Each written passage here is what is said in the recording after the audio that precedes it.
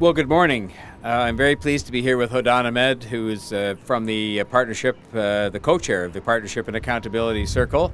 And we're here for a very important occasion. But before we proceed to acknowledge the beginning of Emancipation Month and the advent of Emancipation Day, I would like to acknowledge that the land that we are standing on is the traditional territory of many nations, including the Mississaugas of the Credit, the Anishinaabe, the Chippewa, the Haudenosaunee, and the Wendat peoples, and is now home to many diverse First Nations, Inuit, and Métis peoples. And I also acknowledge that Toronto is covered by Treaty 13 with the Mississaugas of the Credit. We also acknowledge that all treaty peoples, including those who came here as settlers, as migrants, either in this generation or in generations past, and those of us who came here involuntarily, particularly Africans brought here as a result of the transatlantic slave trade and slavery.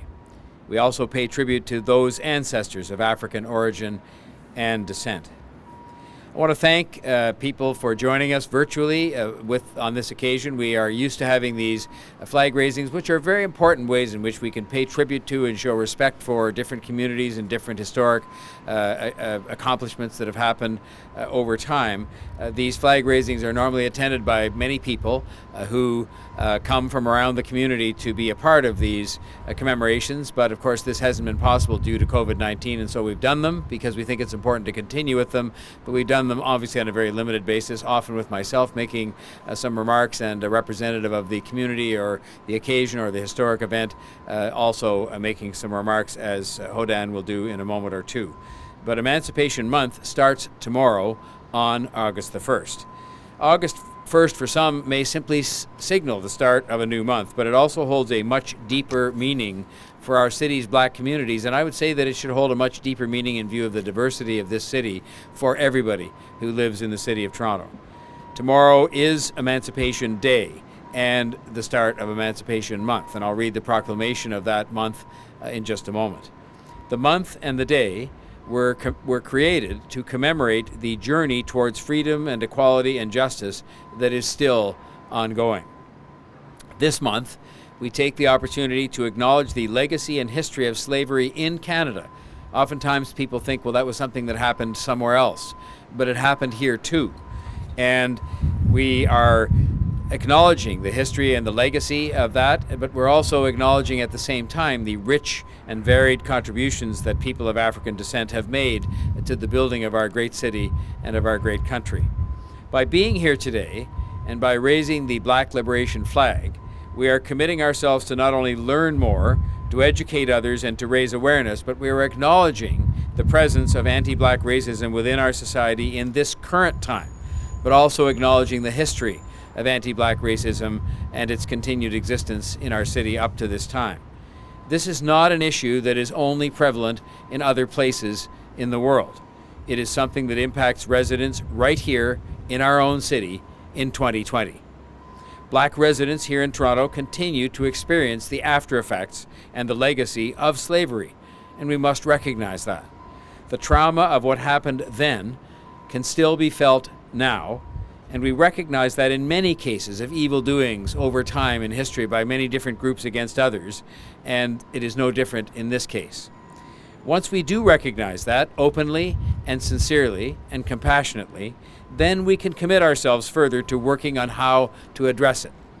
There is no better time than right now to learn and to show our support for Toronto's Black communities, to demonstrate our commitment as fellow residents to do better and to do the right thing, which is why I'm here today as mayor, to tell everyone that this month begins tomorrow. This Emancipation Month begins tomorrow, and that we all should be doing our part to do things and to learn things. As mayor of the city, I will join all of you in doing my part in learning more about the significance of this month and about Emancipation Day. In light of the many rallies and protests and calls made to address anti-Black racism, we've been able to acknowledge it and accelerate the process of implementing more and deeper change. Just last week, for example, we announced a new investment of $1.2 million to help Toronto's Black arts and culture communities and the business sector within the Black community, the business of the arts within our city, so that they have a chance at rising up the black artists and showcasing their talents. And so they have a chance to rise up in the business too and occupy more positions of leadership, because in those ranks today, they're underrepresented. This is important, not just to help more black artists to do us proud, as many have managed to do against the odds in some respects, but it is important to increase representation, to offer inclusive support, so that the leadership ranks of the arts industries will look more like Toronto looks, and so that black stories will be heard through the arts. Because black stories, hearing them, understanding them, absorbing them, these are going to be a help, all of these things, as we go towards eradicating anti-black racism and making sure that we can call ourselves not just the most diverse city in the world, but the most inclusive city in the world. We are investing in organizations to address the systemic economic, social, and cultural exclusion facing black communities in the City of Toronto. On Wednesday, we also announced the recipients of Toronto's Youth Violence Prevention Grants, which will support programs aimed at helping youth who are more vulnerable to violence in different communities across the city.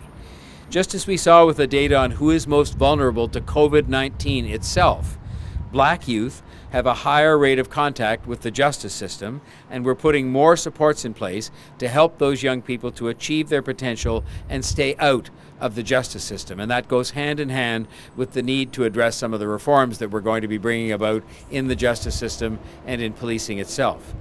These grants will see approximately $2 million in annual funding for up to 3 years allocated to 12 community organizations to implement programming and initiatives in 10 communities identified as neighborhood improvement areas or revitalization sites.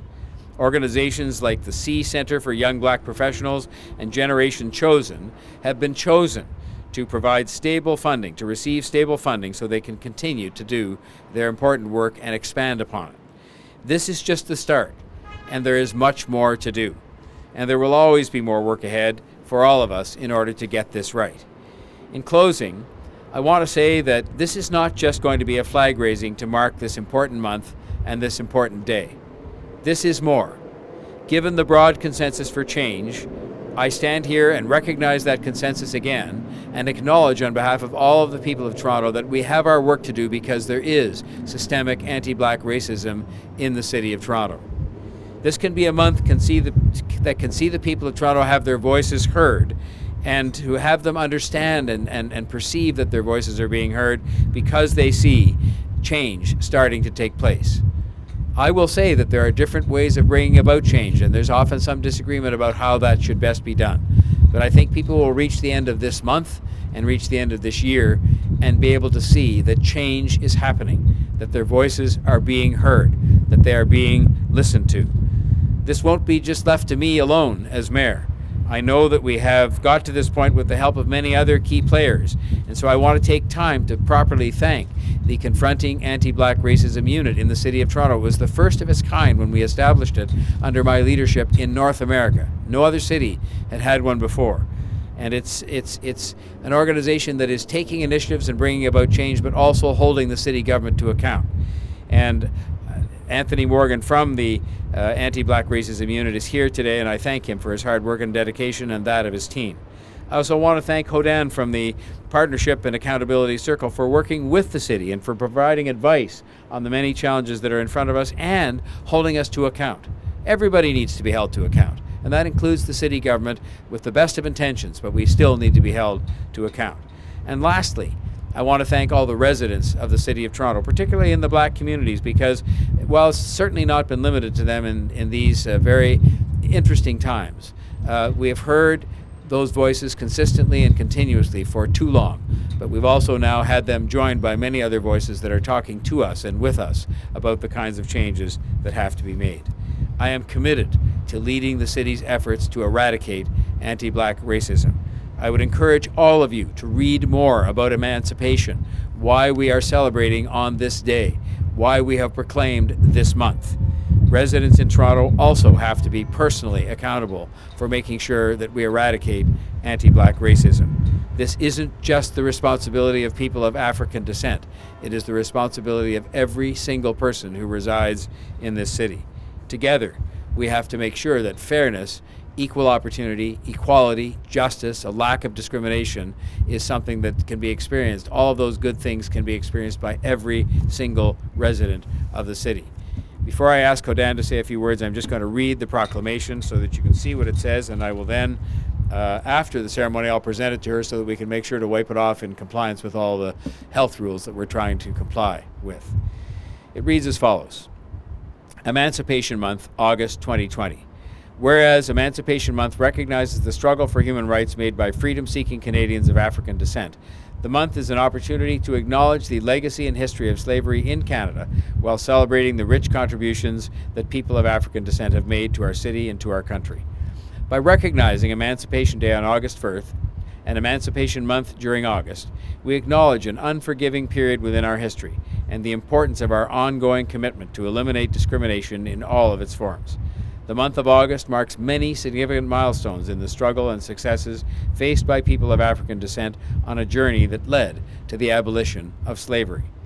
For over 400 years, more than 15 million men, women, and children of African descent were the victims of the transatlantic slave trade, one of history's darkest chapters. The enslavement of African people occurred on these lands until 1834.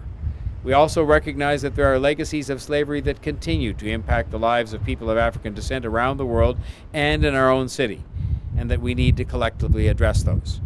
The campaign to abolish the slave trade began when Lieutenant Governor John Graves Simcoe legally restricted the cross-border trading of slaves in Upper Canada, achieved through the passage of the Act to Limit Slavery in Upper Canada on July the 9th, 1793. All slavery was formally abolished within British colonies under the Slavery Abolition Act on August the 28th, 1833. Toronto City Council and the people of Toronto are working hard to establish a caring and compassionate society in which all members, regardless of race or ethnic origin, have the right to live in conditions of good health, safety, dignity, respect, and peace. Now, therefore, I, Mayor John Tory, on behalf of the Toronto City Council, do hereby proclaim August 2020 as Emancipation Month in the City of Toronto.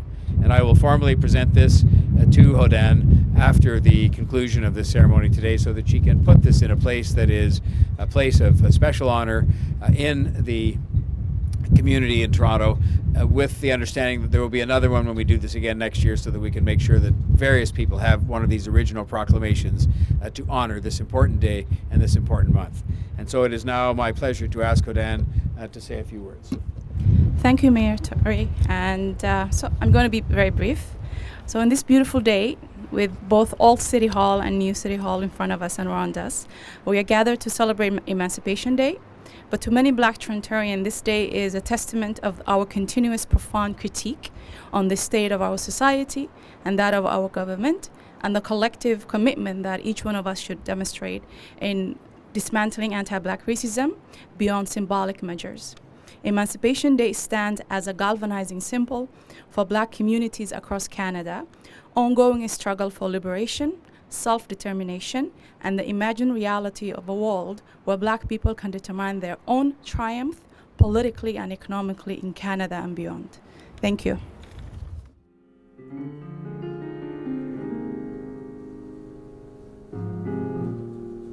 Lift every voice and sing till earth and heaven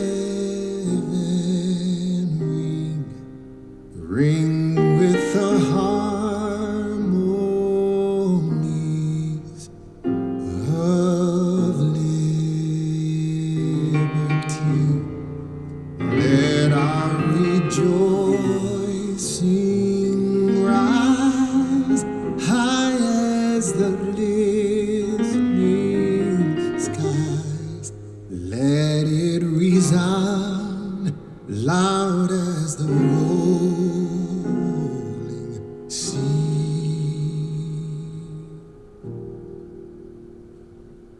Sing a song full of the faith that the dark past has taught us.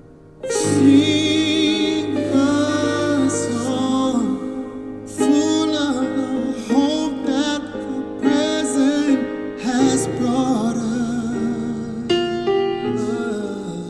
facing the rising sun of our new day begun. Let us march on till victory is won.